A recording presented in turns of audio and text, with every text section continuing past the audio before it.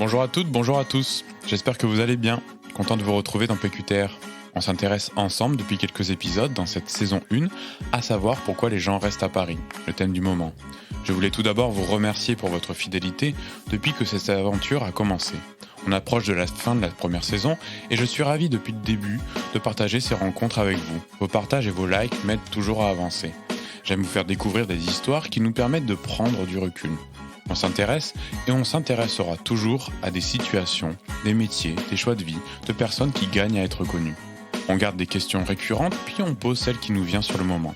N'hésitez pas à me faire part aussi de questions que vous aimeriez que je pose. Tout le monde peut participer. Et tout le monde peut participer de son côté. À apporter le regard sur l'inconnu que l'on croise, qui peut parfois nous alpaguer sans prévenir. Et alors, on peut accéder à des encyclopédies humaines, ou des récits aussi riches qu'un livre de Joseph Kessel. Bon, je digresse un peu, revenons-en à l'essentiel. On continue aujourd'hui à traiter Paris de fond en comble. On va creuser le sujet avec notre invité du jour, qui n'est autre qu'un régional, plutôt de l'Est. On reçoit donc Arthur aujourd'hui. Je l'ai rejoint chez lui au 6e étage, entre deux réunions. Il a libéré un créneau de son agenda bien chargé et m'a accordé quelques minutes pour savoir pourquoi il garde une attache particulière à la capitale, où il y passe finalement peu de temps. Cet aventurier, toujours en périple, m'a partagé ce qu'il en pensait. Avec vue sur cours, je vous laisse le découvrir. J'espère que cette petite aparté sera une belle rencontre pour vous. Bienvenue dans PQTR.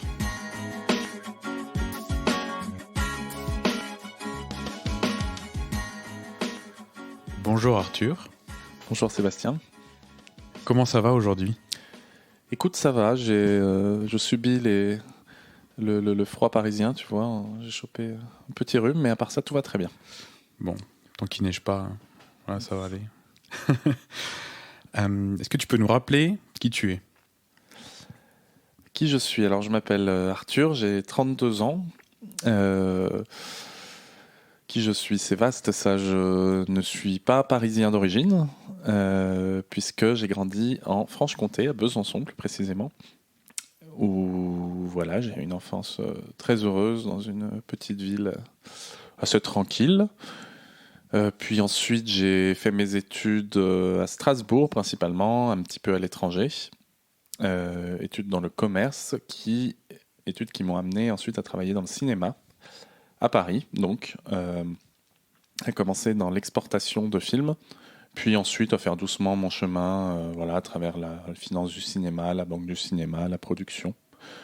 Voilà, donc ça c'est pour la partie professionnelle et géographique, et après, comme tout le monde, j'ai un certain nombre d'à côté qui m'intéressent, la nature, le bivouac, la politique, l'art. Voilà, c'est aussi pour ça que je travaille dans le cinéma. Bon, c'est assez vaste tout ça. Ouais. On va explorer un peu tout ça. Et ça fait combien de temps que tu es à Paris maintenant, du coup ? Alors en cumulé, ça doit faire, je dirais, 6-7 ans, puisque j'ai fait un break d'1 an et demi à Lyon. Et ensuite, je suis revenu à Paris. Donc voilà, là, ça doit faire à nouveau 4 ans, je dirais que j'y suis. T'as un peu exploré tous les arrondissements de Paris ? Ouais, tout à fait. Je suis arrivé à Paris en ayant un petit studio à la Cité Internationale. Alors celle du Nord, là, je crois que c'était dans le 18e. Après, j'ai vécu dans le 14e. Un super petit studio avec une terrasse. Ça, c'était vraiment bien. Après, j'ai vécu dans le 11e, vers Charonne, juste en dessous du Père-Lachaise. Puis après, je suis parti à Lyon. Et quand je suis revenu de Lyon, j'ai vécu dans le 7e, à côté de la rue Claire, dans une espèce de petite alcôve que les Parisiens connaissent assez peu, justement, qui est assez intéressante. Puisque dans un quartier pas franchement dynamique, mais il y a 2 rues qui sont intéressantes et où il se passe pas mal de choses. Et ensuite, j'ai déménagé dans le 11e, où nous sommes actuellement à côté de Bastille. Voilà. Ça fait du chemin tout ça. Oui, mais ça permet de bien découvrir la ville et tous les différents quartiers qui ont tous leur caractère. Tu trouves que c'est une manière d'appréhender Paris intéressante ? Oui, parce que c'est quand même une ville où, étant donné que c'est très vaste et qu'il s'y passe beaucoup de choses, on vit peut-être encore plus que dans d'autres villes, vraiment dans un quartier, dans une dans quelques rues, en fait, les quelques rues autour d'un appartement. Alors, ça dépend où dans Paris, mais là, par exemple, on est à côté de Bastille. Il se passe beaucoup de choses. Il y a énormément de commerce, énormément d'animation. Et du coup, on vit vraiment dans voilà, une petite zone de quelques centaines de mètres. On peut avoir toute l'animation qu'il faut dans cette zone, tous les commerces, etc. Ce qui fait que le fait de bouger dans Paris permet vraiment de passer d'une ambiance à une autre, d'un petit univers à un autre petit univers. Voilà, il y a une multitude de petits univers dans Paris. Et dans chaque endroit, chaque lieu de Paris où tu as habité, t'estimes que tu as bien exploré l'arrondissement dans lequel tu étais ? Alors non, parce que c'est absolument illimité. Je m'en rends compte. Voilà, je me rends compte tous les jours de choses qu'on découvre après avoir vécu dans un endroit et de la petite porte qui mène au petit restaurant, au petit bar, au petit lieu insolite. Donc la réponse c'est non, d'autant plus que Paris est aussi un souterrain immense dont j'avais un peu exploré les tenants et aboutissants dans le 14e, là, une petite partie des catacombes, et que donc même quand on arrive à explorer la surface de Paris, on se dit qu'on n'a pas fait, qu'on a fait qu'une petite partie parce qu'il y a encore tous les souterrains. Donc non, je n'ai vu qu'une petite partie de tous ces lieux.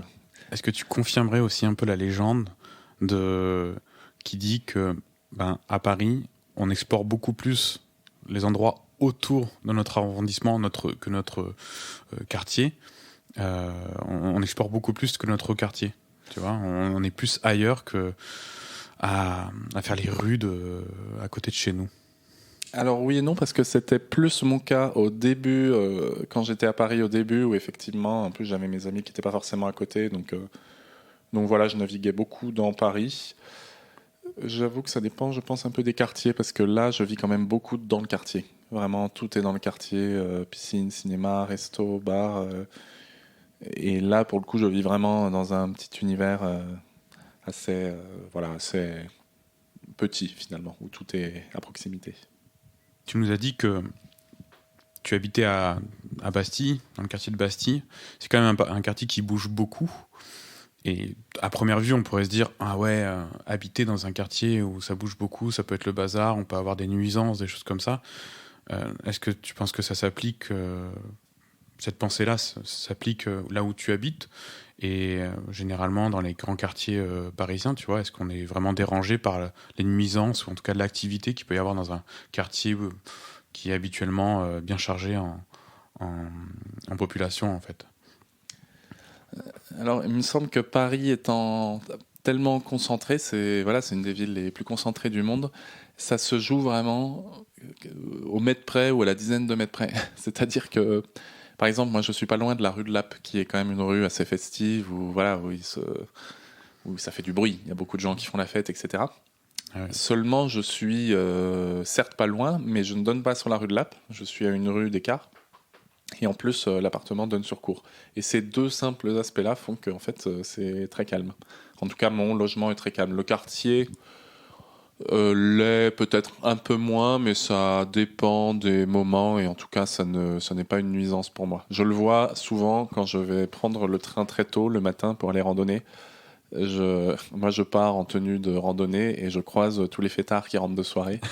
Et là, effectivement, ça peut être un peu le bazar, même un peu sale, etc. Mais c'est étonnant de voir que quelques heures après, la ville s'éveille et on passe d'un univers à un autre et tout est nettoyé. Et voilà, ça devient plus un peu la beauté du lieu, quoi, aussi. Hein. Voilà, ouais. Le mélange qu'il peut y avoir à certaines heures. Le mélange et la transition rapide aussi. C'est toujours un truc qui est assez étonnant de voir sur un même lieu, si on mettait une caméra en accéléré. Il y a vraiment des ambiances très différentes en fonction du moment de la journée, le type de population change,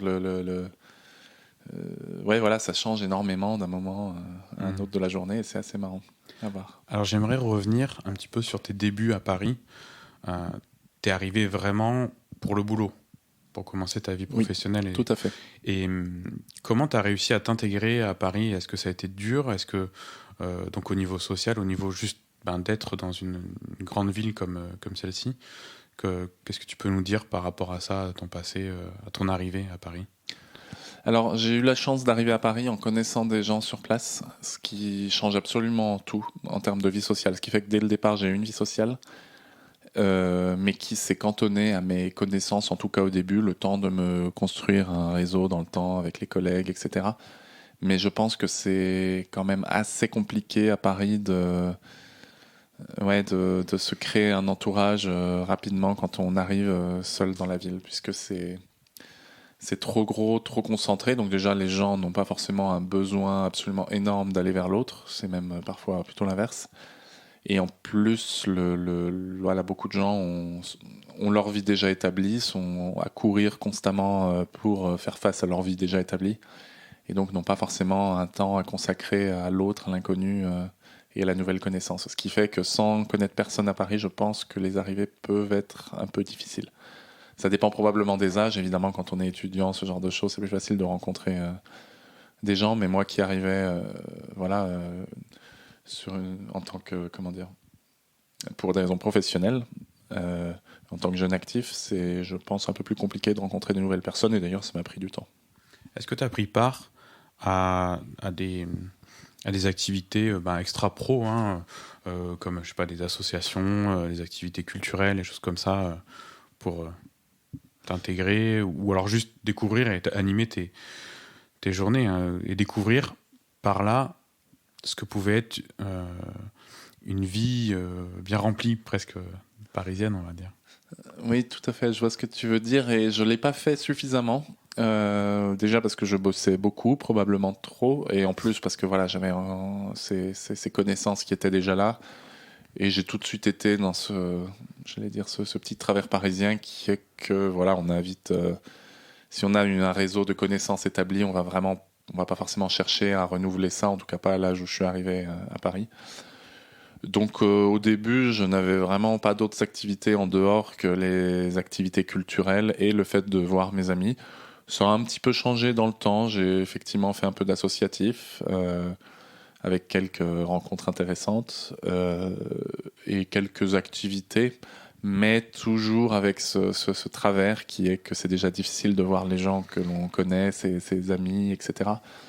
Et donc, voilà, si l'on crée de nouvelles connaissances, de nouveaux réseaux, ça se fait parfois au détriment d'autres relations que l'on peut avoir plus de mal à voir. C'est un peu triste, mais c'est quand même la réalité.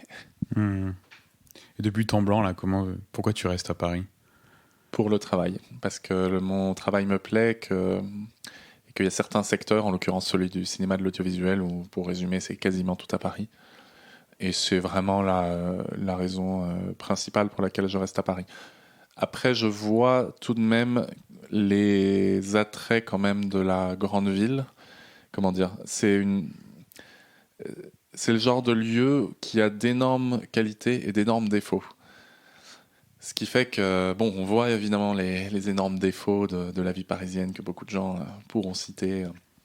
La concentration, l'énervement, le fait de tout le temps courir, le manque de nature, etc. Un rythme un rapport au temps et aux autres qui est quand même un peu complexifié par la concentration de cette ville. Mais évidemment, je vois également tous les attraits de cette ville, et notamment de Paris, qui est une ville absolument magnifique, où tout est tout le temps possible, à toute heure, où les potentielles activités sont illimitées, où tout est disponible tout le temps, où en termes d'animation, mais vraiment au sens large, c'est foisonnant.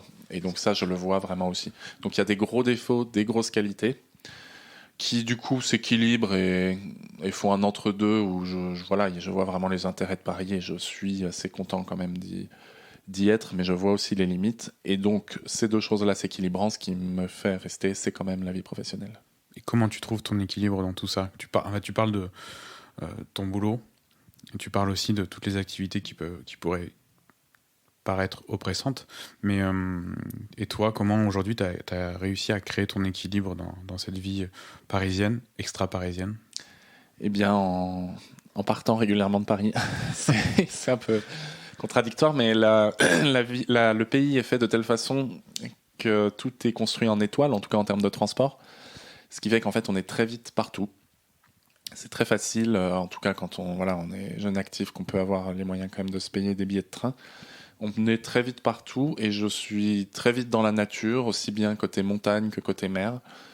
Donc en l'occurrence, moi, ce qui m'intéresse, c'est la randonnée, le bivouac. Donc c'est ce que je fais. C'est très facile. Je prends le train le samedi matin. Le samedi midi, je suis sur une île en Bretagne ou dans une montagne, côté Alpes, côté Jura, etc. À bivouaquer le soir, au milieu de la nature, à des dizaines de kilomètres de la civilisation. Et le lendemain soir, de reprendre le train, puis le métro, et de se retrouver à nouveau dans ce foisonnement parisien. Et de ne pas forcément être mécontent non plus de retrouver Paris. Vraiment, le fait de pouvoir s'en extraire régulièrement et facilement permet d'en voir les intérêts aussi. Donc c'est comme ça que je trouve mon équilibre. Rester trop longtemps à Paris crée voilà, une espèce de mal-être de l'urbain, trop concentré, de trop de gens, de manque de nature. Par contre, le fait de pouvoir s'en extraire, soit sur un week-end ou même plus longuement, crée une... voilà, le retour n'est pas ce moment horrible où je me dis... ah non, vraiment, c'est horrible de revenir à Paris. Je suis quand même content de retrouver Paris, mais j'en ai vite marre aussi. Voilà, c'est une espèce d'oscillation perpétuelle. Que revenir à Paris, on en sort, mais on en revient. Enfin, on revient sur Paris après notre week-end. On est aussi content parfois. Est-ce que ça te fait ça ? Oui, tout à fait. Oui, c'est exactement ça que j'exprimais. C'est on sature vite de Paris. Ouais. Ce qui aveugle surtout les bons côtés de Paris. Mais le fait de s'en extraire permet d'enlever cette saturation, du coup d'enlever ses œillères et de revoir les bons côtés de Paris que l'on est content de retrouver pour quelques jours, jusqu'à ce qu'à nouveau on soit épuisé de la foule, du bruit, du foisonnement, etc. et qu'on veuille à nouveau... voilà, ça crée une espèce de nécessité d'oscillation, mais qui n'est pas forcément voilà, malsaine. En tout cas, moi, ça me crée un équilibre qui me convient, qui peut quand même évoluer dans le temps. Je pense quand même, a priori, ne pas rester... voilà, avoir de plus en plus ce besoin de nature, d'échapper, en tout cas de façon plus importante qu'il y a quelques années quand je suis arrivé à Paris et que j'étais un peu plus jeune. Là, quand tu es dans ton quartier, ou ce que tu as déjà fait dans d'autres quartiers, dans d'autres arrondissements, est-ce que tu y vois de l'entraide, un côté chaleureux entre les personnes, entre les gens ? Est-ce que tu as expérimenté ça ?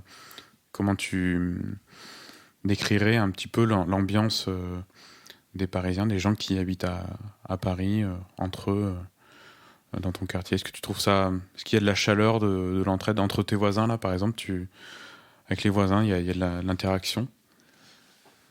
C'est vrai que c'est dur à répondre parce que vu c'est une ville où beaucoup de gens ne sont pas parisiens d'origine, il y a vraiment des gens de toutes origines, du coup on trouve forcément des gens avec qui il y a cette chaleur, cette entraide. Je pense par exemple mes voisins, effectivement, ma voisine du dessus, mon voisin d'à côté où on se voit régulièrement, et les commerces du quartier où on apprend à créer une relation, à les connaître, et il y a cette chaleur. Mais par ailleurs, il y a également cette tension parisienne qui est assez perpétuelle, qui est juste liée au fait que les gens sont trop concentrés.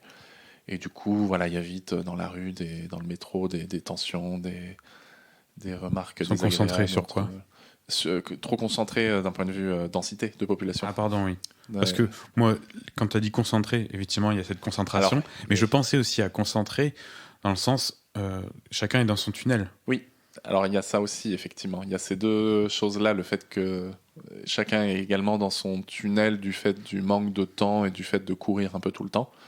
Et ça, combiné à la densité de population qui fait qu'il y a beaucoup de gens, probablement trop de gens, dans un même territoire, voilà, ça implique une tension. Quand on voit trop d'humains sur une même journée, on est tendu et on n'a plus d'affect, on est moins orienté vers notre prochain parce qu'on en a vu 10 000 avant lui et qu'on n'en peut plus, quoi. À l'inverse, quand on voit qu'une personne par jour, mettons, quand on est en randonnée, paumé dans la nature, ça devient quelqu'un d'absolument central, où on va créer tout de suite une relation, etc. Donc c'est mécanique. Tout à l'heure, tu disais que tout le monde ne vient pas de Paris, mais est-ce que tu as des amis... La majorité, toi, tes amis, ils sont pas de Paris, hein, Oui, tout à fait. Moi, je dois connaître peut-être, même je pense, collègues, amis, etc. Je dois connaître 2-3 Parisiens d'origine, mais c'est très loin d'être la majorité. Ouais. C'est une ville voilà, où les gens souvent viennent à Paris, restent quelques années, repartent. Enfin, voilà, ça reste une ville de passage, j'ai l'impression, dans certaines vies. Mais des gens qui naissent à Paris, qui restent toute leur vie à Paris, il y en a probablement, mais autour de moi, il y en a assez peu. Dans le registre idées reçues sur Paris et tout, on a souvent que la vie à Paris, c'est cher. Est-ce que tu penses que c'est vérifiable sur tout, en fait? Honnêtement, je pense pas, pour avoir grandi donc à Besançon, enfin voir un peu comment se passe la vie ailleurs, je pense pas que la vie à Paris soit spécialement plus chère. Il y a un truc qui est beaucoup plus cher, c'est l'immobilier. Et ça, c'est évidemment l'énorme point. Pour le reste, en vrai, ça dépend. Ça dépend. Typiquement, un exemple bête, c'est les marchés à Paris. Les marchés à Paris sont très peu chers. Et je vois par exemple qu'ils sont moins chers qu'à Besançon. Oui, si, ils sont un peu moins chers qu'à Besançon. Tout ce qui est produits de base, fruits, légumes, etc. Les prix sont inférieurs. Ce qui est assez intéressant parce que voilà, c'est quand même une grosse ville justement réputée être chère. Mais vu que ça concentre tous les arrivages, voilà, comment dire, il y a un effet d'économie d'échelle, de masse, qui fait qu'il y a pas mal de choses qui, de façon contradictoire, sont moins chères qu'ailleurs. Après, l'immobilier est très cher et les loisirs, quand même, le sont probablement plus qu'ailleurs. Je pense par exemple au cinéma ou ce genre de choses où effectivement il y a des aspects ponctuels qui sont plus chers. Les restaurants ne le sont pas forcément plus. Les bars, en revanche, tout ce qui est boisson, j'ai constaté effectivement que ça l'était plus. Donc voilà, ça dépend un peu de ce que l'on y fait. Mais pour tout ce qui est denrées de base, c'est pas plus cher qu'ailleurs. En revanche, c'est l'immobilier qui est l'énorme point noir où, voilà, pour se loger à Paris, Oui, ça c'est clair que c'est la il croix faut à la bien gagner bannière sa et vie, puis quoi. c'est un gros projet. Hein, Ouais, tout à fait. C'est vraiment l'énorme point noir, quoi. Ouais. En parlant d'immobilier, mais bon, après, donc ça va être un peu moins cher ailleurs. Sur la province, toi, tu utilises ce terme-là facilement. Comment tu vois ce terme? Souvent, c'est assez clivant quand Oui, tout à on fait. a Mais discuté avec. c'est clivant parce qu'on a décidé que c'était clivant. Or, c'est une définition très claire. Hein. La province, c'est ce qui n'est pas Paris, mais c'est à la Parce que base. ça centralise assez, pareil, en fait, c'est pour ça. Oui, voilà, ce qui est Beaucoup. certes dommage, etc. Mais à la base, c'est un mot et une définition claire, et c'est parce que ça devient connoté négativement que du coup, on n'ose plus l'utiliser. Alors que c'est à la base pas connoté négativement, c'est juste une définition simple. La province, c'est ce qui n'est pas Paris. Et du coup, je l'utilise sans que ce soit, en tout cas dans ma bouche, connoté négativement. Après, s'il faut ne plus l'utiliser parce que globalement, il devient connoté négativement, c'est compliqué. Alors maintenant, les gens disent en région, mais c'est un peu absurde, quoi. C'est un peu perdre C'est la beau bataille aussi. de la défense de la langue. Bon, voilà. Du coup, moi, j'utilise en province, c'est sans connotation négative. Il y a Paris et la province, c'est une simple définition, sans que ça n'implique une quelconque caractéristique voilà, de Paris ou de la province. C'est juste. Oui, tout dépend de chacun comment il le prend ce terme. Oui, voilà. Quand Si on on le considère que prononce. dire provinciaux, c'est négatif, et ben du coup, ça devient négatif. Si on considère que ce n'est pas négatif et que c'est juste la définition de base qui est juste qui n'habite pas à Paris, et ben si on garde la définition de base, ça n'est pas négatif. Et alors, en parlant de province, est-ce que tu te vois quitter Paris pour ailleurs? Est-ce que c'est un projet ou est-ce que tu garderas toujours une attache à Paris? Comment tu vois ton avenir en fait par rapport à cette grande ville? Oui, je me vois quitter Paris pour la province. C'est d'ailleurs un projet qui est probablement en cours.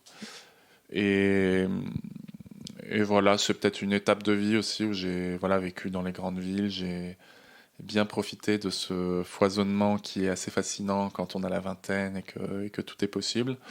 Et là, je suis probablement à peu près la trentaine.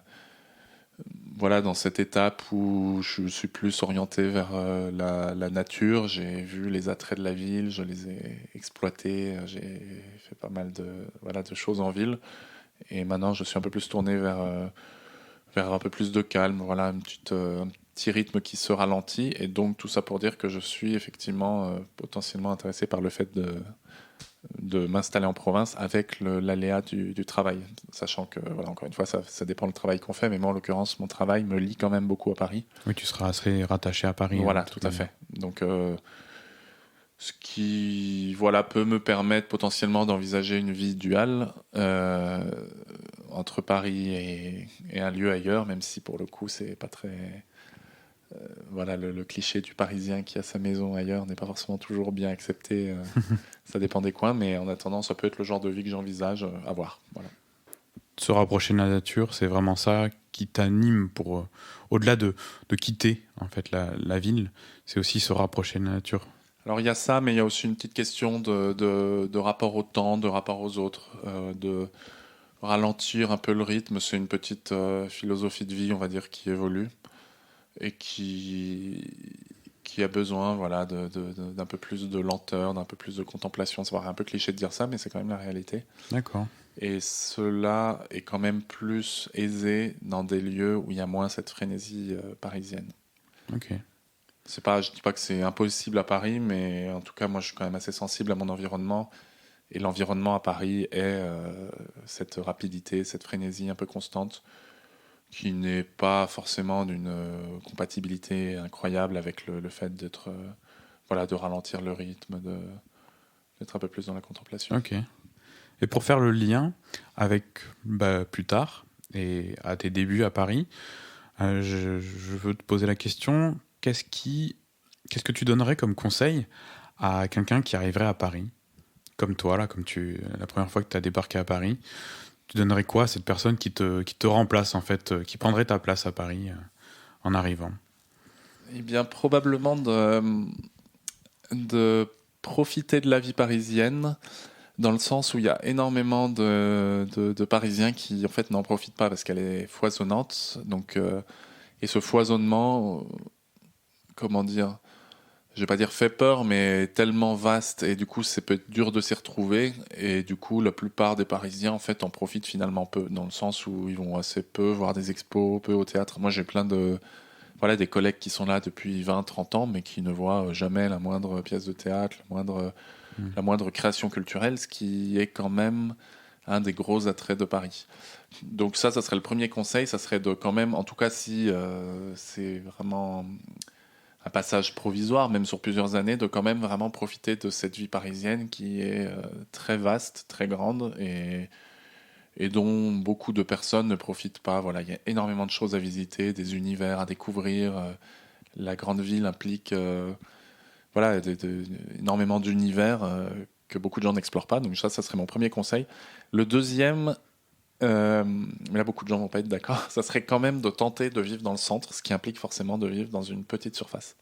Quand tu dis dans le centre, c'est intramuros. Intramuros, voilà, Okay. Dans Paris intramuros, parce qu'il y a quand même, quand on parle des mauvais côtés de la vie parisienne, le premier truc que à peu près 100% des gens disent, c'est quand même les transports. Ouais, c'est vrai. C'est quand même vraiment le premier point noir, et l'énorme point noir, ça fait limite 50% du mauvais côté de la vie parisienne quand on en parle. Quand on est en dehors de Paris, qu'on parle de Paris, tout le monde va dire ah oui, le RER, le métro, en grève, embouteillé, tout ça, enfin tout ce qu'on veut.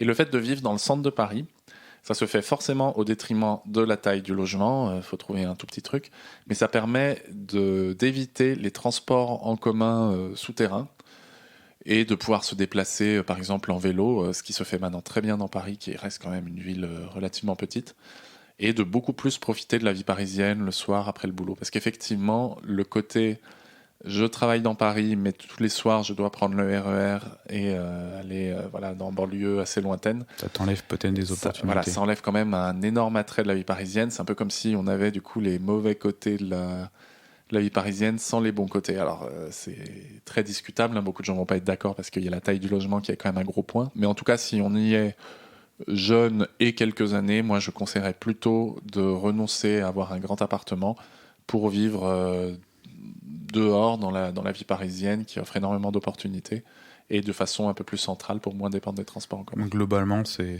assez embrasser le concept parisien. Enfin, voilà, c'est ça. Donc si voilà, ce seraient mes deux conseils en arrivant à Paris, c'est de bien quand même profiter de la vie parisienne, se renseigner, faire des expos, elles sont limitées, il y a énormément de choses incroyables à voir, et de tenter de vivre quand même assez proche du centre, au détriment forcément de la taille du logement, pour ne pas dépendre, pour enlever cet énorme point noir que sont les transports. Et pour aller dans ce sens de l'idéal parisien, pour toi, c'est quoi l'endroit idéal parisien vers lequel tu te portes assez facilement? Alors, il y en a un, mais c'est parce que je l'utilise, j'y suis à peu près tous les jours, c'est les 4-7 qui sont maintenant depuis quelques années ouverts au vélo. Et donc, je les emprunte, moi, pour mon activité professionnelle, les matins, les soirs.